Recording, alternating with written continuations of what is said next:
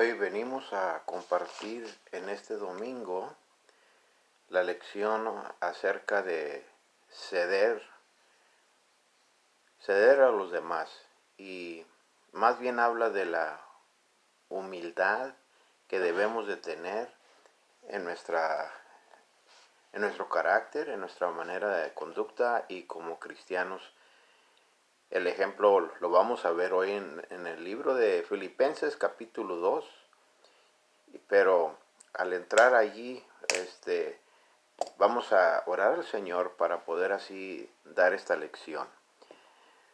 Al prepararnos, Señor, para dar lo que el tema nos habla de la humillación, que a todos nos falta y todos podemos avanzar mucho más, Señor, sobre ese tema. Ayúdenos, Padre, para como creyentes, como cristianos, que si algo sobresale en nuestras vidas es que podamos ceder, podamos nosotros ser creyentes que nos humillamos ante usted primeramente, y luego ante nuestros hermanos, y luego ante el mundo entero también, Señor. Gracias por su palabra que vamos a explicar hoy en este día. Denos gracia y que nos edifique a cada uno de nosotros, porque lo pedimos en Jesús. Amén. El pasaje que vamos a ver está en Filipenses y es uno de los más complicados, sino en cuanto a lo que se llama cristología, o sea, acerca de Jesucristo. Pero vamos a llegar ahí en un momento. Comenzando, vamos a ver acerca de la humillación en el versículo primero de Filipenses 2. Filipenses 2, capítulo 2, verso 1, dice: por tanto, si hay alguna consolación en Cristo, si algún consuelo de amor, si alguna comunión del Espíritu, si algún afecto entrañable, si alguna misericordia, completad mi gozo, sintiendo lo mismo, teniendo el mismo amor, unánimes, sintiendo una misma cosa, nada hagáis por contienda o por vanagloria. Antes bien, con humildad estimando cada uno a los demás como superiores a él mismo, no mirando cada uno por lo suyo propio, sino cada cual también por lo de los otros.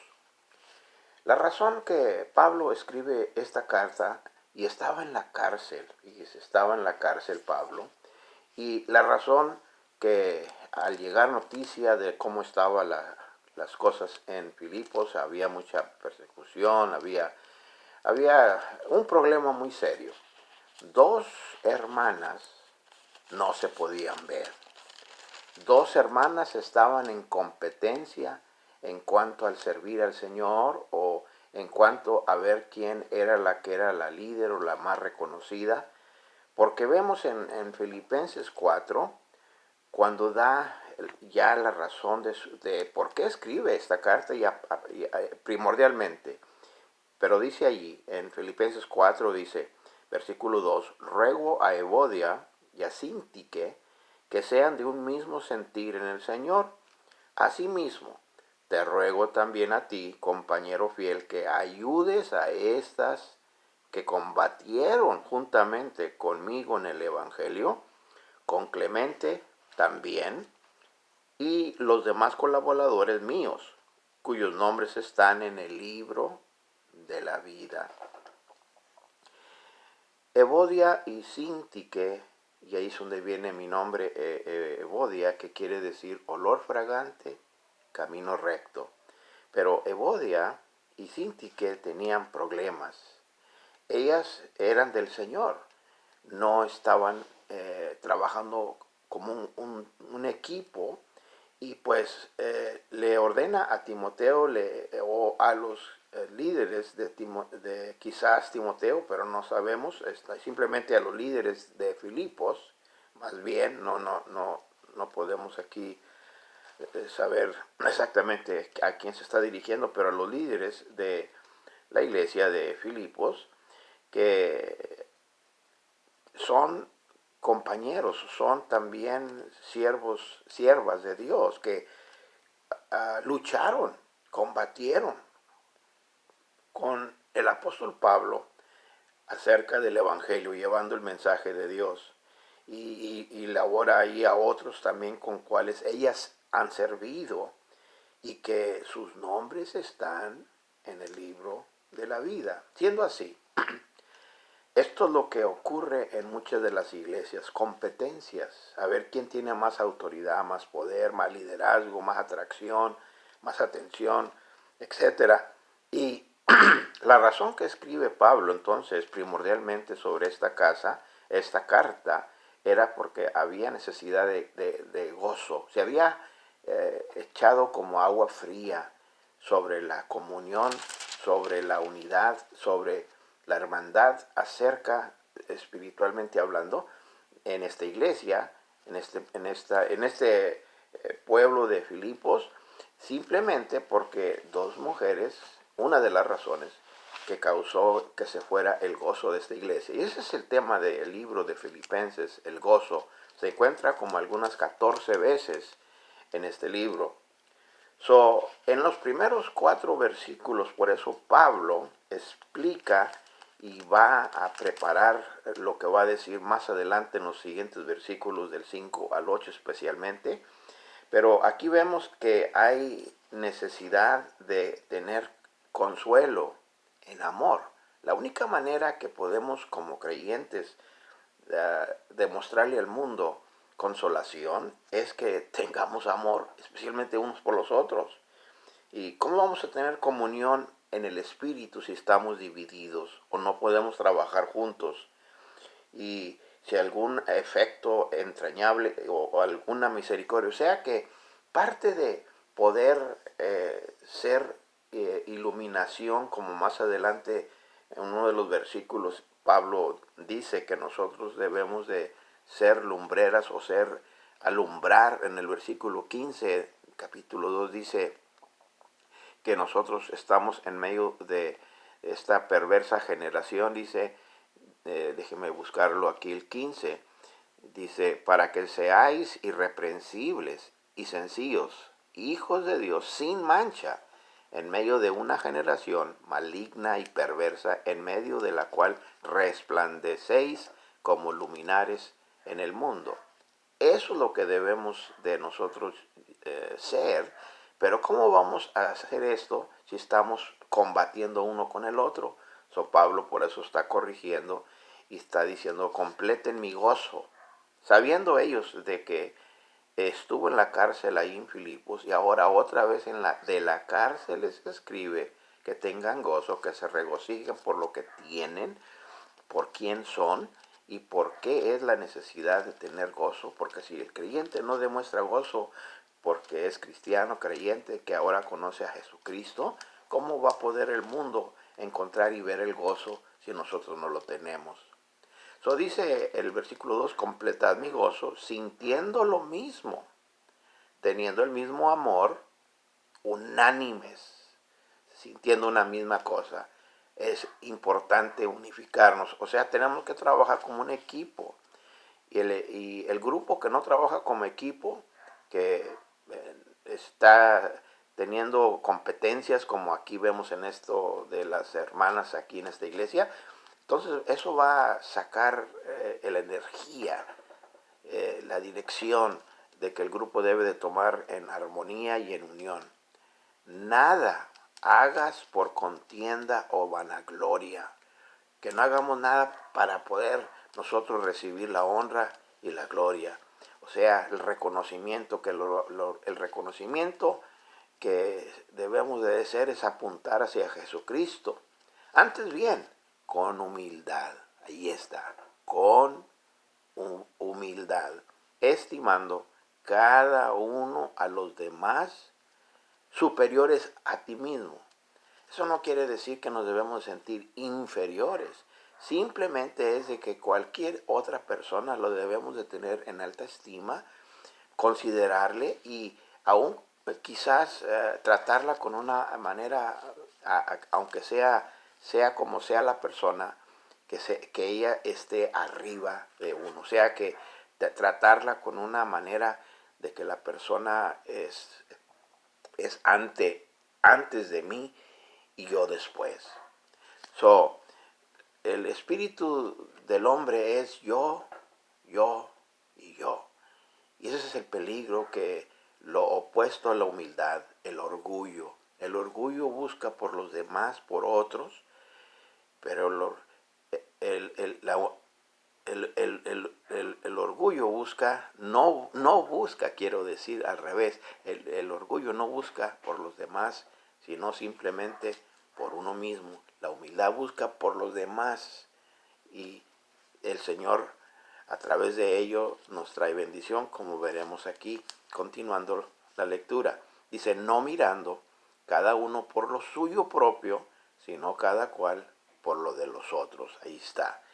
Y esa es la clave de la humillación, de ceder, de que no mira uno por lo que uno tiene, lo que uno es, lo que uno puede hacer, sino buscar la manera de agradar a alguien más. Y esa es la clave de la vida y tener gozo. Cuando nosotros con todo el corazón buscamos maneras de cómo servir a otro, cómo ayudar a alguien, oh hermano, esa es la bendición más grande, y ahí se demuestra la humildad. Veremos. Ahora el versículo 5, porque aquí está la lección, que el centro, el núcleo, el ejemplo es Jesucristo.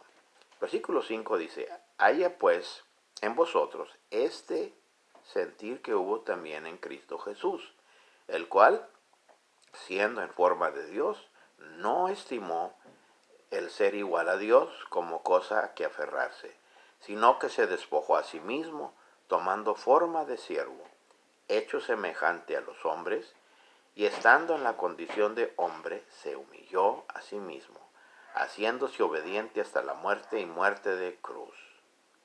¡Wow! Este es uno de los pasajes importantes acerca de que quién es Cristo, que Él, especialmente el versículo 6, donde dice, tomó forma de siervo. Tomó la forma, o sea, siendo en forma de Dios. Y después en el 7 es cuando dice, tomó forma de siervo. O sea, él era Dios 100%, totalmente. Nunca dejó de ser Dios. Y al mismo tiempo llegó a ser totalmente un hombre 100%. Y por eso podemos dar el ejemplo máximo de la humillación. Y por eso dice, debemos sentir y tener el mismo sentir que tuvo Jesucristo, que se humilló y se hizo semejante a siervo, a uno que sirve a los demás, semejante al hombre. O sea que el hombre, creemos que a veces Jesucristo, ¿cómo es posible que pueda hacer sufrir y todo siendo Dios? Pero es que ahora Dios tiene carne, ahora Dios existe, ahora Dios tiene físico, de material como el hombre, y puede experimentar, ahora resucitado, claro, lo que usted y yo sentimos, lo que yo y usted pasamos en dolor, cuando tenemos tragedias, pérdidas, rechazos. Él lo sintió y Él sabe lo que es ser rechazado, humillado, y ahora Él se humilló voluntariamente. Estando en esta condición de hombre, dice ahí, se humilló a sí mismo, haciéndose obediente hasta la muerte. Podría haberse detenido la muerte, ¿no? Él es más poderoso, Él tiene las llaves, dice en Apocalipsis, de la muerte, del infierno y de la muerte. Y Él llegó hasta la muerte de la cruz, porque la cruz es el mensaje que llevamos, porque allí hay perdón, allí hay salvación, allí hay lo que el hombre anda buscando en la cruz. La cruz, la cosa más terrible, más horrible que podríamos imaginarnos, pasar por una crueldad de sufrimiento para llegar a la cruz, o sufrir muerte de cruz. Cristo lo padeció por usted y por mí. Vemos el gran ejemplo de que Cristo se humilló, pero con la humillación, la regla de Dios y bíblica es de que el que se humilla será exaltado, el que se exalta será humillado. En el verso 9 al 10 dice, por lo cual Dios también lo exaltó hasta lo sumo y le dio un nombre que es sobre todo nombre, para que en el nombre de Jesús se doble toda rodilla de los que están en los cielos y en la tierra y debajo de la tierra, y toda lengua confiese que Jesucristo es el Señor, para gloria de Dios Padre. Aquí vemos que el honor que recibe, la exaltación y la alabanza que ahora por eso Jesucristo atrae y lo más lo desarrolla después en el libro de Revelación y en la eternidad, de que Dios lo exaltó a lo máximo, porque Él voluntariamente, como el Hijo de Dios, Él dio su vida, aún expuso todo este sufrimiento, pasó por este sufrimiento para poder nosotros experimentar el perdón y la redención del hombre. Ahora, le dio un nombre que es sobre todo nombre. Y en ese nombre, en el nombre de Jesús, se va a doblar toda rodilla. Un día se va a doblar toda rodilla en el cielo, en la tierra y debajo de la tierra. Y toda lengua va a confesar que Jesucristo es el Señor, para la gloria de Dios.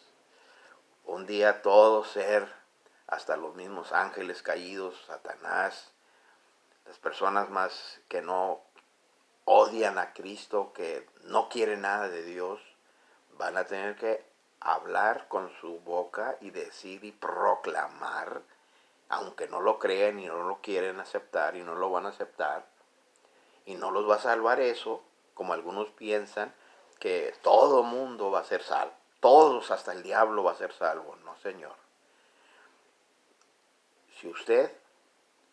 Si alguien no confiesa que Jesús es su Señor, se perderá.